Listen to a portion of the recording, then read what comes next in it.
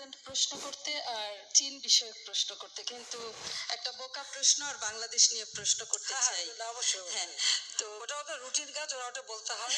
আর আমি তো আছি। জি, আপনার প্রশ্রয় মাননীয় প্রধানমন্ত্রী।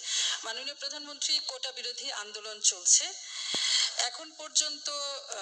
মুক্তিযোদ্ধাদের অনেকে, আজকে সকালেও একজনের সঙ্গে কথা হচ্ছিল যিনি মীর কাসিম আলীর সাক্ষী দিয়েছেন, তার সাক্ষ্য প্রমাণের ভিত্তিতে খুবই শক্তিশালী সাক্ষী। আমি তার নিরাপত্তার স্বার্থে এখানে নাম পরিচয় বলছি না। তার স্ত্রী ক্যান্সার আক্রান্ত, তার নিজের শরীরের অবস্থা খুব খারাপ, কিন্তু চিকিৎসার টাকা নেই। এই আমাদের মুক্তিযোদ্ধাদের অবস্থা এখন পর্যন্ত। এবং তাদেরকে উদ্দেশ্য করে প্রতিনিয়ত অবমাননাকর বক্তব্য রাখা হচ্ছে। ঠুসঠাস কোটা থেকে শুরু করে নিশ্চয়ই আপনার নজরে এসেছে। তিনি তার ব্যক্তিগত অসুবিধার কথা বলার সাথে সাথে গণমাধ্যমে দেখেছেন যে আজকে আপনার সংবাদ সম্মেলন এ বিষয়ে আপনার দৃষ্টি আকর্ষণ করার জন্য অনুরোধ জানিয়েছেন। এই অবমাননা তারা সহ্য করতে পারছেন না। কিছু করণীয় এই রাষ্ট্রের আছে কিনা?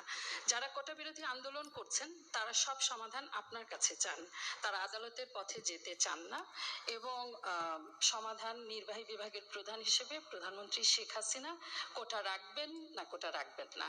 ধন্যবাদ মাননীয় প্রধানমন্ত্রী। ধন্যবাদ।